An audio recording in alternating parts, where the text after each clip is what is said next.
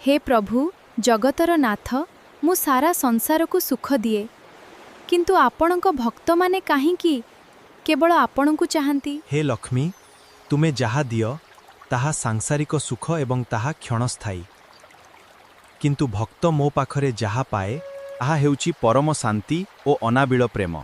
मु सेमानंकर धन देखे नाही केवल भाव देखे भावर बिका हेउची मोर एही बड़ देउळ।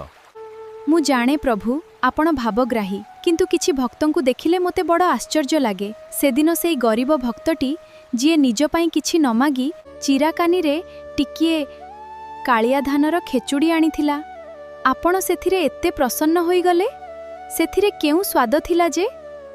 ओहो देवी सेथिरे कोनोसी मसला बा सुबास नथिला सत किंतु सेथिरे तार भक्तिर लुह थिला। मो पाई गोपालर दही पखाळ दासिया बाउरीर नड़िया आउ बंधु महांतीर कांजी जेतिकी पवित्र राजांकर 56 भोग मध्य सेतिकी। मु तो केवल प्रेमर भोकिला।